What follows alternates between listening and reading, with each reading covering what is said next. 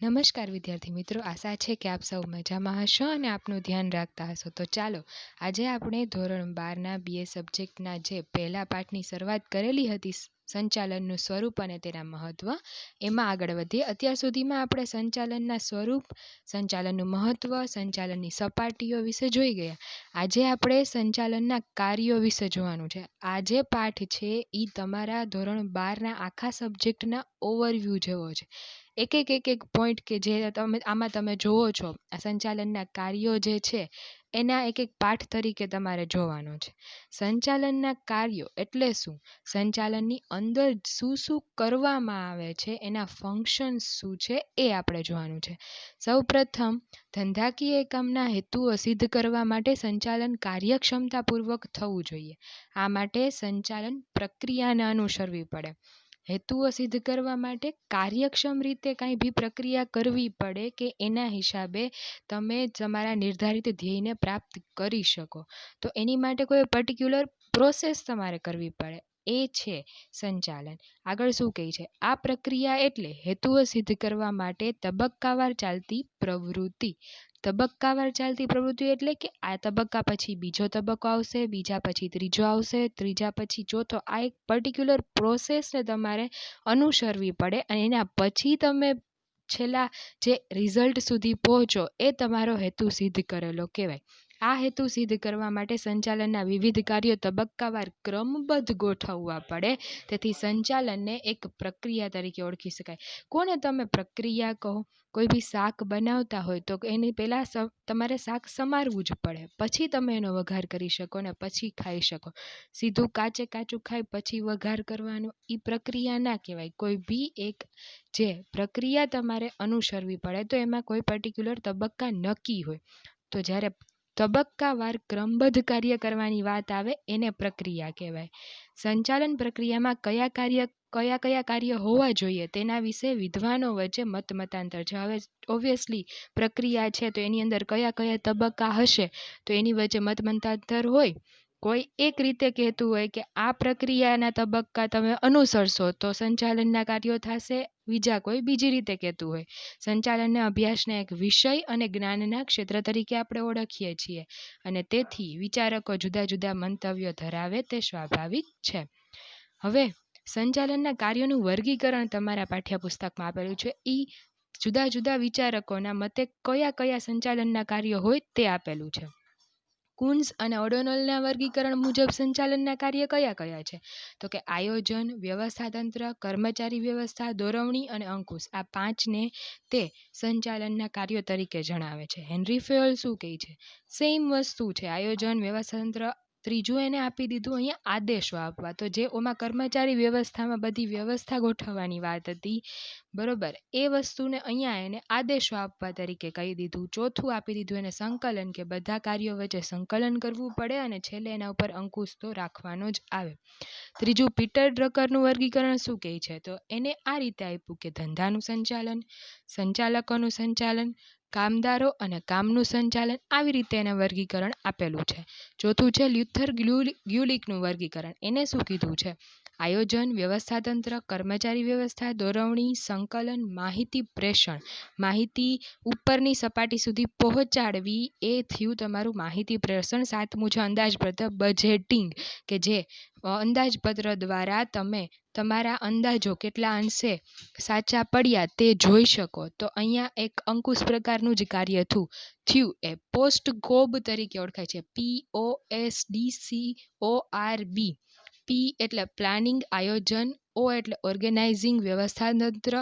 S એટલે staffing, કર્મચારી વ્યવસ્થા. D એટલે ડાયરેક્ટિંગ, દોરવણી. CO કોઓર્ડિનેશન એટલે સંકલન.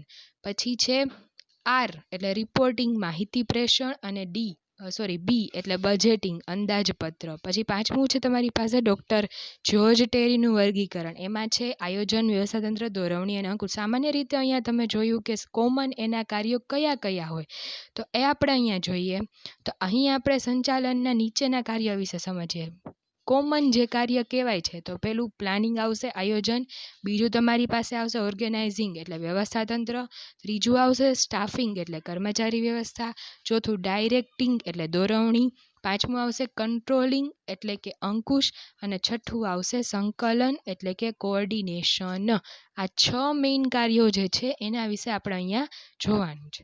આગળ જોઈએ તો આયોજન પહેલું. Even God can not change the past but man કે ફ્યુચર. શું કહે છે? ભગવાન તે ભૂતકાળ બદલી નથી શકતો, પણ માણસ ફ્યુચર એટલે કે ભવિષ્યને બદલી શકે છે. શું કામે આવું કીધું છે? તો કે અપેક્ષિત પરિણામો હાંસલ કરવા માટે હકીકતોની પસંદગી કરવી. અપેક્ષિત પરિણામો કે જે તમે ફ્યુચરમાં કોઈ વસ્તુ પામવા માંગો છો એની માટે અત્યારથી જ તમારી પાસે જેટલા ઓપ્શન છે એમાંથી તમારે બેસ્ટ ઓપ્શન ચૂઝ કરવાનો છે, ને કઈ રીતે તમારો હેતુ વ્યવસ્થિત રીતે સિદ્ધ થઈ શકે એ આપણે અહીંયા નિર્ણય લેવાનો છે. એ જ થયું પ્લાનિંગ. તેની વચ્ચે આંતર સંબંધો સ્થાપવા અને જરૂરી પ્રવૃત્તિઓના અવલોકન અને ઘડતર માટે પૂર્વાનુમાન કરવું એટલે આયોજન. વચ્ચે જેટલા તમે હકીકતોની પસંદગી, જેટલા ઓપ્શન ચૂઝ કર્યા છે એની વચ્ચે કનેક્શન રાખવાનું કે ભાઈ કઈ કઈ વસ્તુ આના હિસાબે આના પછી આ કરશું, આના પછી આ કરશું. એક પ્રોપર પ્લાનિંગ જે તમે કરો છો, બધી પ્રવૃત્તિઓનું અવલોકન કરો છો અને એની માટે કોઈ ચોક્કસ આયોજન દ્વારા તમે હેતુ સિદ્ધ કરવા માટે આગળ વધો છો. આ બધું થયું તો એક પૂર્વાનુમાન કે ભવિષ્યમાં આવું કરશું. હકીકતમાં ભવિષ્યમાં કોઈ એવા અડચણ આવી ગયા તો શું થશે, તો એના બી ઓપ્શન ત્યાં રાખવા પડે. આને જ કહેવાય આયોજન. સંચાલનના કાર્યની શરૂઆત આયોજનથી થાય છે. સૌ પ્રથમ હેતુ નિર્ધારણ થયા પછીનું મેઇન કાર્ય તમારી પાસે પહેલું કયું આવશે? તો કે પ્લાનિંગ કરવાનું આવશે. નક્કી કરેલા હેતુઓને સિદ્ધ કરવા માટે કયું કાર્ય કોણે, ક્યારે, કેવી રીતે ને કેટલા પ્રમાણમાં કરવાનું છે અને કાર્ય ક્યારે પૂર્ણ કરવાનું છે તેની અગાઉથી કરવામાં આવતી બુદ્ધિપૂર્વકની વિચારણાને આયોજન કહે છે. કોઈ બી આયોજન તમે કરો તો એમાં આ જ બધું નક્કી કરો છો કે કોને કરવાનું છે, ક્યારે કરવાનું છે, કેવી રીતે કરવાનું છે. સામાન્ય ભાષામાં આપણે આને આયોજન કહી શકીએ. ભવિષ્ય માટેની પૂર્વ વિચારણા વર્તમાન સમયમાં કરવી એટલે જ આયોજન. ભવિષ્યમાં આવનારા જોખમો અને અનિશ્ચિતતાઓ ઘટાડવા માટે આયોજન જરૂરી છે. આયોજન વગર કોઈ બી કાર્ય તમે કરવા બેસી ગયા હોય પણ ભવિષ્યમાં કંઈક એવું આવીને ઊભું રહ્યું કે જે તમને ખબર જ નથી કે આવો સંજોગ પણ આવી શકે, તો ત્યારે તમે કંઈ બી ઓપ્શન તમારી પાસે નહીં રહે, તમે ફેલ જાશો. તો આપણે ફેલ નથી જવાનું. તો ત્યારે તમારી પાસે આ જોખમ આવી શકશે, આ અનિશ્ચિતતા આવે તો ત્યારે શું કરી શકાય એ બધું પ્લાનિંગ પહેલેથી કરેલું હોય તો તમારી માટે એ સાનુકૂળ રહે. એટલા માટે અહીંયા અનિશ્ચિતતાઓ ઘટાડવા માટે આયોજન જરૂરી છે.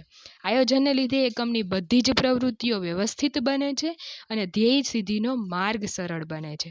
ધ્યેયને સિદ્ધ કરવા માટેના વૈકલ્પિક માર્ગો જ્યારે ઉપલબ્ધ હોય ત્યારે એમાંથી શ્રેષ્ઠ માર્ગની પસંદગી કરવામાં આયોજન ઉપયોગી છે.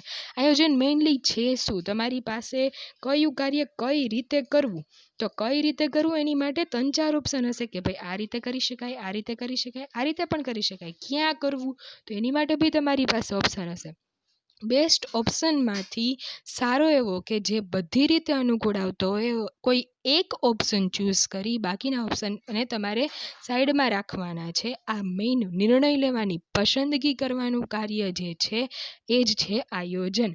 તેથી આયોજનનું કાર્ય એ મૂળભૂત રીતે પસંદગીનું કાર્ય છે. બધા વિકલ્પોમાંથી સારા એવા વિકલ્પની પસંદગી કરવી એટલે એને પસંદગીનું કાર્ય પણ કહેવાય. સંચાલનના અન્ય કાર્યો જેવા કે વ્યવસ્થાતંત્ર, કર્મચારી વ્યવસ્થા, સંકલન અને અંકુશ વગેરેનો આધાર આયોજન ઉપર રહેલો છે.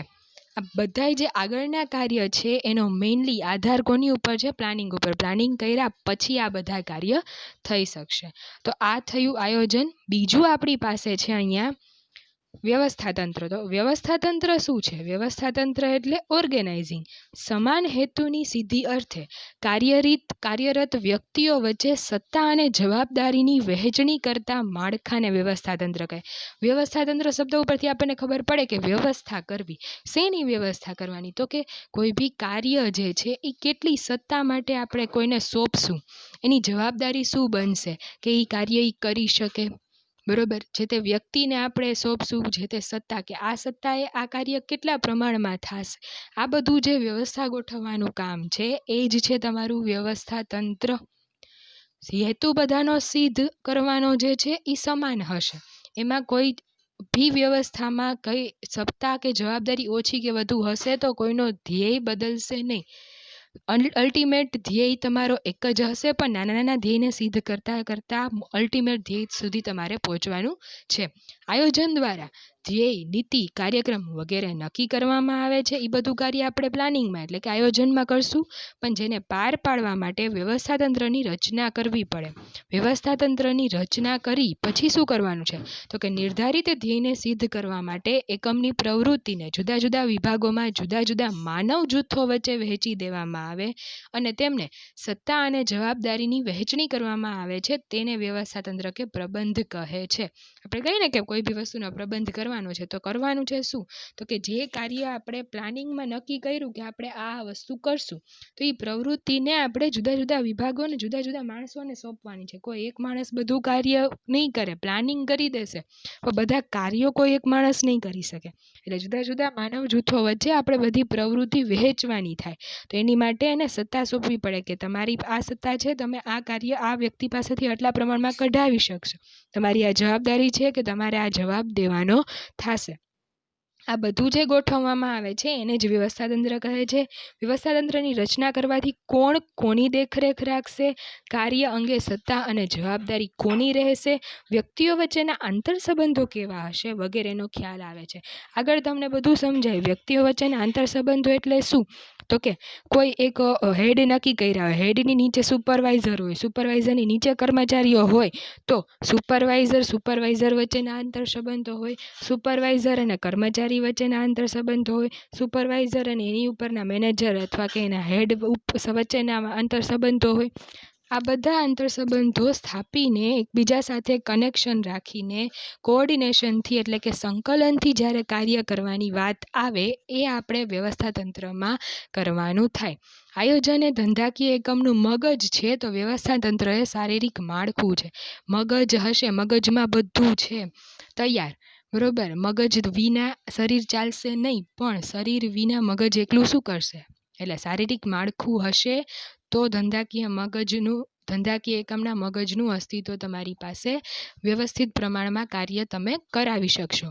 આગળ લખ્યું છે, માનવ શરીરમાં જેમ મગજનું કાર્ય બૌદ્ધિક નિર્ણયો લેવાનું છે અને તેનો અમલ શરીરના બધા અંગો કરે છે, તેવી જ રીતે ધંધાકીય એકમમાં આયોજનનું કાર્ય બૌદ્ધિક નિર્ણયો લેવાનું છે અને આયોજનમાં લેવાયેલા નિર્ણયોનો અમલ કરવા માટે એકમના વિવિધ વિભાગો કાર્ય કરતા કર્મચારીઓને કાર્યો, સત્તા અને જવાબદારી સોંપે છે. ટૂંકમાં અહીંયા એમ કહેવામાં આવે છે કે અહીંયા ધંધાકીય એકમમાં મગજનું કાર્ય આયોજનનું છે કે જેમ મગજ બૌદ્ધિક નિર્ણયો લેશે તેમ આયોજન દ્વારા બધા બૌદ્ધિક નિર્ણયો લેવામાં આવશે, પણ વ્યવસ્થાતંત્ર દ્વારા એનો અમલ કરાવવામાં આવશે. જેમ શરીર આખું જે આપણા મગજના લીધેલા નિર્ણયોનો અમલ કરે, તે જ રીતે ધંધાકીય એકમનું શારીરિક માળખું એટલે કે વ્યવસ્થાતંત્ર દ્વારા મગજ દ્વારા એટલે કે આયોજન દ્વારા નક્કી કરાયેલા નિર્ણયોનો અમલ કરાવવાનું કાર્ય વ્યવસ્થાતંત્ર કરશે.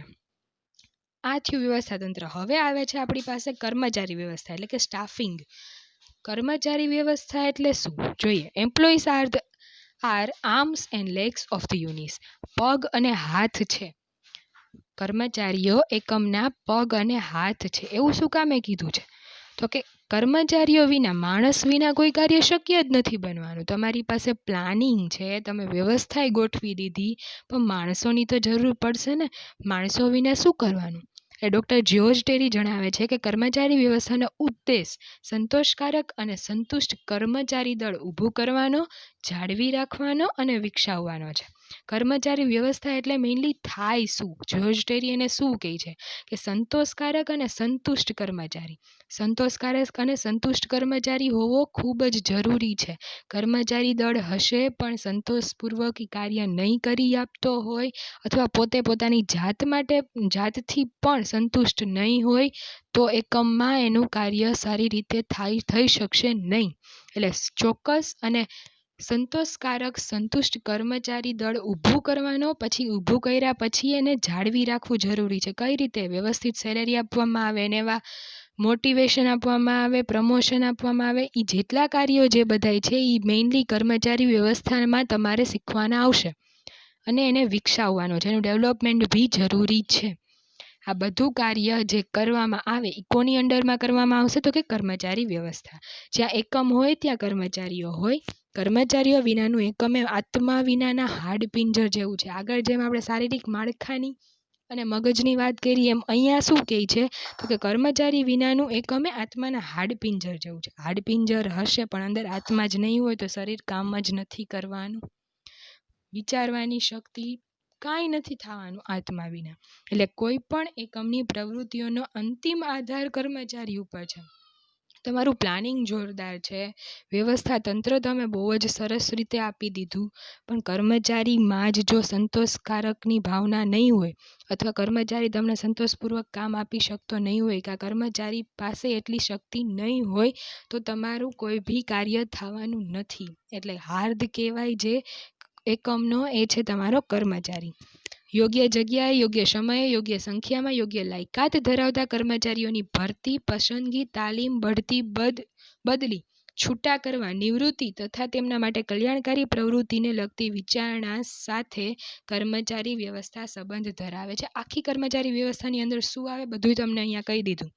યોગ્ય જગ્યાએ કોઈ બી માણસને તમારે રિક્રુટ કરવાનો છે, યોગ્ય સમયે, જરૂર ન હોય, વધી પડતા હોય ત્યારે જરૂર નથી, જ્યારે તમારે જરૂર છે ત્યારે કરવાનું છે. યોગ્ય સંખ્યામાં, સેમ વસ્તુ કે 10ની જરૂર છે તો 10 કરો, ત્યાં 12 રાખીને કોઈ મતલબ નથી. યોગ્ય લાયકાત ધરાવતા, જેવી પોસ્ટ એવી લાયકાત હોવી જરૂરી છે. એવા કર્મચારીઓની ભરતી કરવાની, પહેલાં એની રિક્રુટમેન્ટ, પસંદગી, તમારી ભરતી કરશો એની અંદરથી સારા એવા કર્મચારીઓને સિલેક્ટ કરશો એટલે એની પસંદગી કરશો, એને ટ્રેનિંગ આપવામાં આવશે, પછી જરૂર પડે તો એકબીજાની શાખામાં એની બદલી કરવામાં આવશે. કર્મચારી બહુ સારું કાર્ય કરે છે તો એને બઢતી આપવામાં આવે, જરૂર નથી તો અને એને કોઈ એવા સંજોગ આવ્યા તો કર્મચારીઓને છૂટા બી કરવા પડે.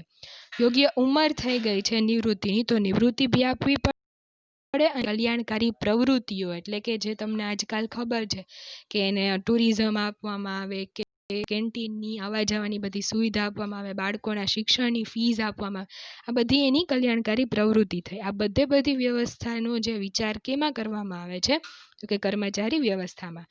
કર્મચારીઓ સંતોષાયેલા હશે તો તેમનો ઉત્સાહ અને જુસ્સો વધશે, તેથી એકમની ઉત્પાદકતા અને કાર્યક્ષમતા વધશે. આપણને જ ખબર છે, આપણને કોઈક સારું એવું મોટિવેશન આપી જાય અથવા તો આપણને જે જોતું હોય એ જડી જાય તો આપણે સારું એવું કામ આપણું આપવાના જ છીએ. સેમ વસ્તુ માણસ માટે આ વસ્તુ લાગુ પડે કે કર્મચારી સંતોષાયેલા હશે તો એમનો ઉત્સાહ અને જુસ્સો વધશે અને તેથી એકમની ઉત્પાદકતા વધશે, બહુ સારું કામ આપશે અને કાર્યક્ષમતા પણ વધશે. કર્મચારી વ્યવસ્થામાં ઔદ્યોગિક એકમમાં કામ કરતા કર્મચારીઓને લગતા પ્રશ્નોનો અભ્યાસ પણ કરવામાં આવે છે. એને લગતા પ્રશ્નો કે એને કંઈ પ્રશ્ન છે કે ભાઈ આ મશીનરી સરખું વ્યવસ્થિત કામ નથી કરતું તોય અમને આમાંથી નુકસાન થાય છે, અમે આ વાપરીએ છીએ તો એ પ્રશ્ન બી સાંભળવામાં આવશે. એના હેડ સુપરવાઇઝર જે હોય તો એ કોઈ એને દબાણ કરતા હોય, આ તે કોઈ બી કાંઈ પણ લગતા પ્રશ્ન હશે તો એ પણ આની અંદર સમાવેશ કરવામાં આવે છે. કોઈ પણ ધંધાકીય એકમની સફળતાનો આધાર કર્મચારી ઉપર જ રહેલો છે. આ મેઇન વસ્તુ છે. વર્તમાન સમયમાં માનવ શક્તિ આયોજન, હવે જો કર્મચારી વ્યવસ્થાની અંદરથી આ બધા કોન્સેપ્ટ અસ્તિત્વમાં આવ્યા છે. માનવ શક્તિ આયોજન, માનવ સાધન વિકાસ, કામગીરીનું મૂલ્યાંકન, કારકિર્દી આયોજન વગેરેનો સમાવેશ પણ કર્મચારી વ્યવસ્થામાં કરવામાં આવે છે. ભવિષ્યમાં જ્યારે તમે બીકોમમાં અથવા તો આમાં જ તે તમારા પાઠની અંદર જ્યારે કર્મચારી વ્યવસ્થાનો પાઠ આવશે એમાં તમે જોશો કે માનવ શક્તિ આયોજન એ આખો એક ટોપિક છે. પછી માનવ સાધન વિકાસ, હ્યુમન રિસોર્સ ડેવલપમેન્ટ એ આખો સબ્જેક્ટ તરીકે પણ ભણવામાં ભવિષ્યમાં આવી શકે. કામગીરીનું મૂલ્યાંકન બહુ ડીપ ટોપિક છે કે એની અંદર કઈ રીતે કર્મચારીઓના કામની મૂલ્યાંકન કરવામાં આવે, એના ઉપરથી એને કયા કયા લાભો આપવામાં આવે, બહુ ડીપ સબ્જેક્ટ છે આખો, એ બી તમારે આવશે. કારકિર્દી આયોજન, કર્મચારીની કારકિર્દીનું કઈ રીતે આયોજન કરીને એને કામ સાથે કારકિર્દીમાં વિકાસ કરવામાં આવે એ બધું પણ આ કર્મચારી વ્યવસ્થાના કોન્સેપ્ટમાં અહીંયા સામેલ કરવામાં આવેલું છે. સંતુષ્ટ કર્મચારી એકમની મૂલ્યવાન મિલકત છે તેવું દરેક પ્રગતિશીલ સંચાલન દ્રઢપણે માને છે. પ્રગતિશીલ સંચાલન એટલે કે જેને પ્રગતિના પંથે આગળ વધી રહ્યું છે જે સંચાલન એ દ્રઢપણે માને છે કે આપણો જે કર્મચારી છે એ સંતુષ્ટ હશે તો એ આપણી મૂલ્યવાન મિલકત બની શકે, કે એના થ્રુ આપણે આપણા એકમની વિકાસ અવશ્યપણે કરી શકશું. આ થયું કર્મચારી વ્યવસ્થા. હવે આવે છે દોરવણી. દોરવણી એટલે ડાયરેક્શન. ડાયરેક્શન શું? કે તમે કોને એમ કહેશો કે આ દિશામાં કામ કરશું તો વધારે સારી રીતે થશે, કે અથવા આ દિશાથી તમે કોઈ બી અડચણ વગર સારી રીતે કામ કરી શકશો. કર્મચારીઓને ધ્યેય પૂર્તિ માટે માર્ગદર્શન આપવું અને તેમના પર દેખરેખ રાખવી એટલે દોરવણી. કોઈ બી માર્ગદર્શન આપીએ આપણે અને એને ઉપર દેખરેખ રાખી કે આ વસ્તુ આ રીતે અહીંયા ખરાબ થઈ તો હવે આમ નહીં ને આમ કરશું તો આ વધારે સારી રીતે તમે અને ઝડપથી કરી શકશો. તો આ આખી જે વ્યવસ્થા ગોઠવવામાં આવે છે એને કહેવાય છે દોરવણી. નિર્ધારિત ધ્યેયને પ્રાપ્ત કરવા માટે એકમમાં કામ કરી રહેલા કર્મચારીઓને માર્ગદર્શન આપવું, તેમના ઉપર અસરકારક દેખરેખ રાખવાનું કાર્ય ખૂબ જ અગત્યનું છે. આ બધું નહીં થાય તો કર્મચારીઓને એમ થશે કે અમે એમ એકલા કરી રાખીએ તો એ થશે નહીં. કોઈ બી એવી વસ્તુ બી બને કે આપણે કેમ ગણિતમાં હોય કે એક દાખલો હોય લાંબી રીતે કરતા હોય પણ એ થતો હોય 2 જ સ્ટેપમાં, તમને કોક કહે કે ના આમ નહીં ને આમ કર તો તમે બહુ વ્યવસ્થિત રીતે અને ઝડપથી કરી શકો. સેમ વસ્તુ અહીંયા લાગુ પડે કર્મચારીમાં. ઔદ્યોગિક એકમોમાં હેતુ નક્કી કરી તેનું આયોજન કરવામાં આવે, આદર્શ વ્યવસ્થા તંત્રની રચના થાય, માલ સામાન અને યંત્રોની ખરીદી થાય, કર્મચારીઓની નિમણૂક પણ થાય. પરંતુ જ્યાં સુધી અધિકારીઓ તેમના હાથ નીચે કામ કરતા કર્મચારીઓ કે કામદારોને કામ કેવી રીતે કરવું તેનું માર્ગદર્શન જો પૂરું ન પાડે તો ઉપરોક્ત બધા પ્રયત્નો નકામા નીવડે. શું કીધું? જો તમે આયોજન બહુ સરસ રીતે કર્યું, વ્યવસ્થા ગોઠવી દીધી કે આની સત્તા આની જવાબદારી આ, માલ સામાન યંત્રો બધું આપી દીધું છે, કર્મચારી પણ નિમણૂક કરી લીધી, એટલે કે કર્મચારી વ્યવસ્થાનો પોઈન્ટ પણ અહીંયા આવી ગયો. પણ હવે તમે એ જ નથી કહેતા કે તારે આ કામ આ રીતે કરવાનું છે, એને ખબર જ નથી કે આ કામ કઈ રીતે થાય તો તમારી આ બધી વસ્તુ નિષ્ફળ નીવડશે. એટલે જ્યારે ત્યારે અધિકારીઓને નીમવામાં આવે છે ત્યારે અધિકારીઓનું મેઇન પોઈન્ટ આ બની જાય છે પહેલાં કે એને શું કરવાનું છે કે એની નીચે કામ કરતા કર્મચારીઓને પહેલાં દોરવણી આપવાની છે કે તારે આ રીતે કામ કરવાનું છે, ભાઈ તારે આ રીતે કામ કરવાનું છે. એ આખું કાર્ય કઈ રીતે કરવાનું છે. આપણે કોઈ બી કંપનીમાં જોબ કરવા જઈએ ને તો પહેલાં આ જ વસ્તુ શીખવામાં આવે ટ્રેનિંગ આપીને, અથવા તો ટ્રેનિંગ આપ્યા પછી જ્યારે તમે કંપનીમાં જોબ કરવા જાઓ છો ત્યારે તમને પહેલાં આ શીખવામાં આવે કે આ તારે આ કામ આ રીતે કરવાનું છે. એમનેમ તમને ત્યાં જઈને ખબર આપોઆપ નથી પડી જવાની કે શું કામ કરવાનું છે તમારે. એટલે જે આખી દોરવણી આપવામાં આવે છે એ આ અહીંયા તમને સમજાવવામાં આવેલું છે. દોરવણી વગર સંચાલનના અન્ય કાર્યો નિરર્થક છે. આગળ આપણે વાત થઈ એ રીતે દોરવણીના કાર્યમાં તાબેદારોને માર્ગદર્શન પૂરું પાડવું, દેખરેખ રાખવી, જરૂર પડે ત્યાં હુકમો અને સૂચનો પૂરા પાડવા, કામનું નિર્ધારણ કરવું એટલે નક્કી કરવામાં આવે કે ભાઈ આ રીતે આટલું કામ આપણે થવું જોઈએ, કે ભાઈ તમને કીધું કે કર્મચારીઓને દેખરેખ આપી અને જો કાર્ય નથી થતું તો શું કામ નથી થતું એની માટે એને સૂચનો આપે, માર્ગદર્શન આપે, કામદારોને પ્રેરણા આપે. તો એને પ્રેરણા આપશે તો એ બહુ સારી રીતે અંદર સંતોષપૂર્વક કામ કરી શકશે. નેતૃત્વ પૂરું પાડશે, લીડરશિપ જેને કહેવાય કે ભાઈ આ કામ તમે એક નેતા રહીને તમે એક નેતા થઈને એને કામ શીખવાડશો, કે એક લીડરશિપ જે કહેવાય ને કે દોરી જાય આગળ કામ કરવા માટે કે આ કામ આ રીતે થાય, જે લીડરનું કામ છે એ અહીંયા નિભાવવાનું છે, વગેરે કાર્યોનો સમાવેશ આની અંદર થાય છે. દોરવણીય સંચાલનની દરેક સપાટીએ જ અને સતત ચાલતી પ્રક્રિયા છે. જો દરેક સપાટી એટલે ઉચ્ચ સપાટી હશે તો પણ ત્યાં દોરવણી આપવામાં આવશે, ઉચ્ચ સપાટીથી મધ્ય સપાટીએ પણ દોરવણી આપવામાં આવશે, મધ્ય સપાટીમાં જે વ્યક્તિઓ રહેલા છે ત્યાં પણ દોરવણી છે, અને નીચે જ્યાં સુપરવાઇઝર કામદારો પાસેથી કામ કઢાવે છે ત્યાં પણ દોરવણી આપવામાં આવે છે. એટલે અહીંયા એમ કીધું છે કે દરેક સપાટીએ થતી પ્રવૃત્તિ છે. ઉચ્ચ સપાટી હોય તો એની મધ્ય સપાટીને આપશે કે ભાઈ આ રીતે આમ કરો, મધ્ય સપાટી નીચેને આપશે. આખી પ્રોસિજર સતત ચાલતી પ્રક્રિયા છે. આ થયું દોરવણી. પાંચમું છે આપણી પાસે અંકુશ. જો અમે અહીંયા સમજો કંટ્રોલ. મેઇનલી જ્યારે આપણે સામાન્ય રીતે અંકુશની વાત કરીએ ત્યારે આપણે એક જ શબ્દ મગજમાં આવે કંટ્રોલ. પ્રયત્નો, પરિણામ તથા સાધનો અને ઉદ્દેશો. પ્રયત્નો કરીએ અને એને પરિણામ સાથે સંતુલન સાધવાનું છે, અને સાધનો જે આપણી પાસે છે એનો વ્યવસ્થિત ઉપયોગ કરીને ઉદ્દેશો સિદ્ધ કરવાના છે. આ બધા વચ્ચે સંતુલન સાધવાનું કાર્ય એટલે અંકુશ. પ્રયત્નો તમારા ખૂબ જ છે, પણ તમારા સ્ટાન્ડર્ડ સુધી તમે કામ નથી કરી શક્યા. તો શું કામ નથી કરી શક્યા? એને ક્યાં તમારે ડિફેક્ટ થયું કે આ કામ ના થયું? તો આજે આખું જે પ્રક્રિયા છે દેખરેખ રાખીને એના ઉપર જોવાનું કે આ કામ શું કામ આમ ન થયું. કંટ્રોલ રાખવાનો કે ભાઈ ક્યાંય બગાડ થાય છે તો એ અટકાવવાનો છે. તો આ થયો તમારો અંકુશ. અંકુશ એ સંચાલનનું અંતિમ કાર્ય છે. નિર્ધારિત ધ્યેયોને સિદ્ધ કરવા માટે એકમની પ્રવૃત્તિઓ આયોજન મુજબ થાય છે કે નહીં તે જોવાના કાર્યને અંકુશ કહેવાય. તમે બધું આપી દીધું, એને કર્મચારી વ્યવસ્થા આપી દીધી, વ્યવસ્થા તંત્ર સરસ મજાનું ગોઠવી દીધું, એકબીજા વચ્ચે દોરવણી બી આપી દીધી કે આ કામ આ રીતે કરવાનું, બધું કરી દીધું, પણ હવે કામ કરવાની વાત આવી તો આપણે જે નક્કી કર્યું હતું, નિર્ણય લીધો તો, આયોજન કર્યું હતું એ મુજબ કાર્ય થાય છે એ જોવાનું કામ એટલે અંકુશ. આયોજન નહીં હોય તો અંકુશ નહીં થાય, અને અંકુશ વગર આયોજન અધૂરું લાગે. જૂના પ્રણાલીગત ખ્યાલ મુજબ જો બધા શું માનતા, અંકુશે કર્મચારીઓની પ્રવૃત્તિ ઉપર નિયંત્રણો મૂકવા, કડક વલણ અપનાવવું, કર્મચારીઓ ભૂલ કરે તો એમને શિક્ષા કે દંડ કરવો, બદલી કરવી કે બઢતી અટકાવવી તેવો હતો. પહેલા બધા શું માનતા કે ભાઈ અંકુશ શું કોને કહેવાય? તો કે નિયંત્રણો મૂકવાના, ભાઈ આ કામ આમ નહીં કરવાનું, આનાથી વધારે આગળ આમ નહીં કરવાનું, કડક રીતે કામ કઢાવવાની વાત આવે. કોઈ ભૂલ કરે તો એને શિક્ષા આપવાની, દંડ આપવાનો, બદલી કરી નાખવાની, બઢતી અટકાવી દેવાની. આ બધા કાર્યને અંકુશ તરીકે જૂની પ્રણાલીમાં માનવામાં આવતો. તો આ એનો એક નકારાત્મક ખ્યાલ થયો. હવે આધુનિક સમયમાં અંકુશનો ખ્યાલ હકારાત્મક છે, એટલે કે સુધારાલક્ષી પ્રવૃત્તિ છે. ત્યાં શું માનવામાં આવે છે? કારણ કે અંકુશનું કાર્ય થઈ રહેલા કાર્યને અટકાવવાનું નથી, પરંતુ જો કાર્ય આયોજન મુજબ નથી થતું તો તેને અટકાવી તેને સાચી દિશામાં લઈ જવાનું છે. ભૂતકાળમાં થયેલી ભૂલોનું ભવિષ્યમાં પુનરાવર્તન ન થાય તે જોવાનું કાર્ય એટલે અંકુશ.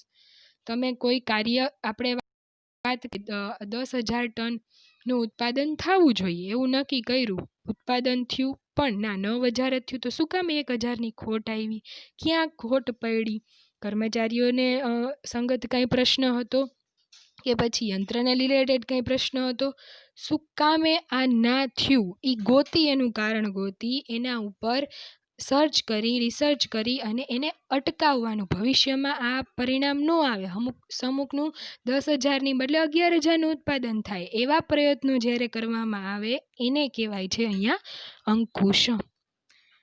અંકુશ પછી હવે મેઇન જે છે સંકલન, કે આ બધા કાર્યો વચ્ચે કડી સ્વરૂપે શું કામ કરશે? તો કે સંકલન. આ થયું આપણું સંચાલનનું છઠ્ઠું કાર્ય. સંચાલન પ્રક્રિયાના દરેક તબક્કે સંકલન જરૂરી છે. ત્યાં પછી આયોજન હોય, વ્યવસ્થા તંત્ર હોય, કર્મચારી વ્યવસ્થા હોય, અંકુશ હોય કે દોરવણી હોય, બધા વચ્ચે સંકલન હોવું જરૂરી છે. કઈ રીતે? આયોજનથી માંડીને અંકુશ સુધી સંકલન આવશ્યક છે. સંકલન દ્વારા ધ્યેય સિદ્ધિની ખાતરી મળે છે. સંકલનથી એકમનું કોઈ પણ કાર્ય રહી નથી જતું ને, કે બેવડાતું નથી ને, જેથી કામગીરી સરળ બને છે. સંકલન એટલે સાદી ભાષામાં એકબીજાની ખબર હોય, કોર્ડિનેશન હોય, કે તમે વ્યવસ્થા તંત્ર, ચલો આયોજન કરી લીધું, આયોજન પછી તમે વ્યવસ્થા તંત્ર સરળ રીતે ગોઠવી નાખ્યું, તો વ્યવસ્થા તંત્ર જ્યારે ગોઠવ્યું ત્યારે સત્તા જવાબદારી વ્યવસ્થિત રીતે સોંપાઈ ગઈ છે એકબીજાને, એ ક્યારે ખબર પડશે? સંકલનથી, કે ભાઈ આને આ કામ સોંપાઈ ગયું, આને આ કામ સોંપાઈ ગયું. એ ખબર જ નહીં હોય તમને તો તમે શું કરશો? આગળ જાઓ તો કર્મચારી વ્યવસ્થા ગોઠવી, મારો હેડને આપી દીધું, એની નીચે મેનેજર રાખી દીધા, એની નીચે સુપરવાઇઝર રાખી દીધા, બધું કર્યું, તો એકબીજા વચ્ચે કોર્ડિનેશન હશે. આ સામેવાળા વ્યક્તિ બીજા વ્યક્તિને જવાબ આપતો હશે, એની સાથે એને કનેક્શન હશે, તો કાર્ય વ્યવસ્થિત રીતે થશે. બાકી કાર્ય સરસ રીતે થઈ શકે નહીં. અહીંયા સંકલને તમને 3 માર્કમાં આખો પ્રશ્ન પૂછાઈ શકે એવો છે, કારણ કે એની લાક્ષણિકતાઓ અને મહત્વ પણ તમને આપેલું છે. મિનિંગ, એનો અર્થ શું કહે છે? ધંધાકીય એકમના જુદા જુદા વિભાગોમાં કર્મચારીઓ દ્વારા જુદા જુદા જે કાર્યો થાય છે તેમની વચ્ચે એક સૂત્રતા કે સુમેળ સાધવાના કાર્યને સંકલન કહેવાય. કર્મચારી વ્યવસ્થા વ્યવસ્થિત રીતે ગોઠવી દીધી, ચલો દોરવણી બી આપી દીધી કે આ કાર્ય આ રીતે કરવાનું, પછી પોતપોતાની રીતે બધા પોતપોતાનું કામ કરે રાખે. હવે એકને જે કામ સોંપ્યું હોય એ જ બીજો ધારો કે કર્યું તો, અથવા તો એકને એક કામ 2 વાર થઈ ગયું તો, ખબર જ નહીં હોય, એકબીજા વચ્ચે કોર્ડિનેશન જ નહીં હોય, સંકલન જ નહીં હોય, તો કાર્ય વ્યવસ્થિત રીતે નથી જ થવાનું. તો એકબીજા વચ્ચે એક સૂત્રતા જાળવવાનું, સુમેળ સાધવાના કાર્યને જ શું કહેવાય છે? સંકલન કહેવાય છે. અહીંયા તમને એની માટે મેં 2 પિક્ચર આપેલા છે. તો જો એમાં પેલું જે છે એમાં શું એ જ કહે છે કે કોઓર્ડિનેશન એટલે તો કે planning, organizing, staffing, directing, controlling બધાયનું મેઇન વચ્ચે શું હોવું જોઈએ? કોઓર્ડિનેશન હોવું જોઈએ. બીજામાં પણ તમને એ જ વસ્તુ દેખાય છે કે બધા વચ્ચે એક સૂત્રતા જળવાય એને જ કહેવાશે સંકલન. એની લાક્ષણિકતાઓ શું છે? તો કે આયોજનથી અંકુશ સુધી દરેક કાર્ય કરતી વખતે સંકલન જરૂર પડે છે, જેથી સંચાલન પ્રક્રિયા સંકલન વગર શક્ય નથી. પહેલી એની લાક્ષણિકતા અને ખૂબ જ મહત્વની કે આયોજનથી અંકુશ સુધીના બધા કાર્યમાં તમારે સંકલન જરૂરી છે. બીજો પોઈન્ટ છે સંકલન એ સંચાલનની દરેક સપાટીએ કાર્ય થાય. ઉચ્ચ સપાટી હોય, મધ્ય સપાટી હોય કે તળ સપાટી હોય, બધાય વચ્ચે કોઓર્ડિનેશન હોવું જરૂરી છે. ઉચ્ચ સપાટી હશે તો ત્યાંના ડિરેક્ટરો અને સંચાલક મંડળ વચ્ચે એકબીજાને ખબર હોવી જોઈએ, એકબીજા વચ્ચે એક સૂત્રતા હોવી જોઈએ. કોઈ એક નિર્ણય લે ને કોઈ બીજો નિર્ણય લે એવું ના ચાલે.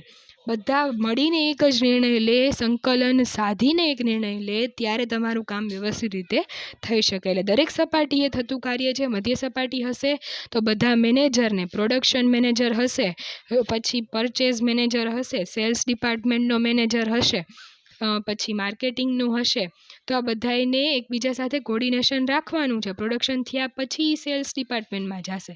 તો જે માર્કેટિંગવાળો કહેશે કે ભાઈ આટલી જરૂર છે, સેલ્સવાળા એટલી જ વસ્તુ પ્રોડક્શન પાસેથી માગશે.